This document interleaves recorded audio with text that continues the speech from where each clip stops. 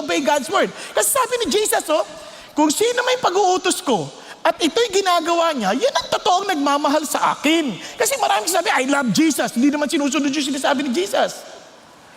Naku ha? Kung mahal natin si God o si Jesus, dapat sundin natin yung sinasabi niya.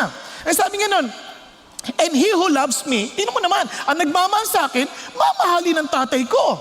And I will love him, at ipapahayag ko yung sarili ko sa kanya. Kaya nga ho, ito ang ganda, no? May relationship yan. Kumbaga, malalaman mong totoo yung salita, sundin mo muna. Marami, kailan patunayan mo, talaga yan ang salita ng Diyos. Hindi, kahit na patunayan ko sa iyo, yan ang salita ng Diyos. Kung hindi ka susunod, wala rin yan. Pero itong challenge, gusto mong patunayan, sundin mo and you will see that it is true. Because God will support His word.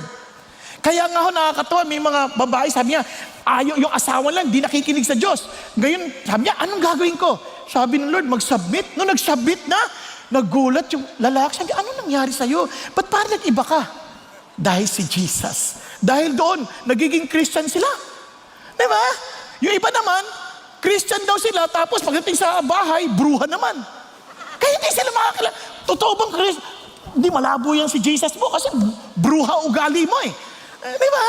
Doon pa lang makikita na kaagad yung resulta. Kasi kaya ho, kung totoo yung salita ng Diyos, maapektuhan tayo. When I first understand the scripture, hindi ko naman naintindihan yung apologetics ng scripture eh. Hindi ko naintindihan na, wow, historically, it can be proven that it is really reliable. Yes, praise God for that. But nung una ko nakilala ang salita ng Diyos, wala akong ganung pagkaunawa. Nakatulong na lang yun na lalo kong ma-appreciate yung relationship ko kay God.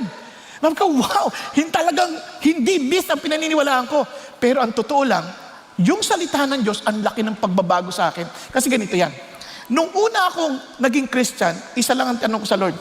Sabi ng Bible, if anyone is in Christ, he is a new creation. The old has passed away, behold, the new has come. Kasi sobrang frustrated ako sa buhay. Parang wala akong tamang ginagawa. Nung sinabi ng Lord yan, sabi ko, Lord, subok nga. Totoo ba to? Makikipag-isa nga ako sa inyo? Taga Marikina ako. Pag taga Marikina ka, pag nagsasalita ka, laging may mura yan in between. Pag nakakita ka magandang kotse, yung kausap mo, damay ang nanay niya. Naintindihan niyo ibig sabihin? Sino mga taga Marikina dito? O, di ba? Alam niyo ito. Tama, di ba? Ang lulutong yan at ang saya-saya namin. Kapag may nakikita ka magandang damit, sasabihin mo lang, pati yung nanay ng kausap mo, damay yan. Hindi mo mapipigilan. Kasama yan. Ngayon, sabi ko, Lord, subok nga. Tanggalin mo nga lang yung pagmumura na yan. Kung totoo ka, nakikipag-isa ako sa'yo. Nagkaroon ako ng pagkauhaw sa salita ng Diyos. Nung magkauhaw sa salita ng Diyos, naku, minsan may nanghamon sa akin. Sabi niya, ano, lalaban ka? Sabi ko, lit nito. Kung dating wala yung Panginoon, upakan ko agad yun. Pero ito nakakita. Alam mo, ang paghihiganti ay hindi sa akin. Ayon sa salita ng Diyos. Aba, nagulat. Sabi niya, uy, Padre Damaso, ano nangyari sa'yo? Kasi alam nila masamang tao ako eh. Pero, doon ko naintindihan. Biglang, totoo nga yung salita ng Diyos. Nawala yung mura. At dahan-dahan, nawawala na siya. Kasi ang lumalabas na, yung palagi ko nang binabasa, yung salita ng Panginoon. Now, God is real in His Word. Wala pa ako naintindihan sa apologetics. Ang naintindihan ko lang, humakbang ka, makinig ka sa sinasabi ng Diyos, and you will see. And I'm challenging you the same thing. Hindi mo kailangan, yung apologetic, it helps, praise God. Pero I challenge you, sumunod ka and you will see. Okay ba yan? Now, kaya sabi ni Jesus din, tinuloy niya. Sabi niya, if anyone loves me, kung talagang mahal niya ako, He will keep my word. And my Father will love him, and we will come to him and make our abode with him. Sasamahan ka pa niya. Talagang mananahan siya sa atin.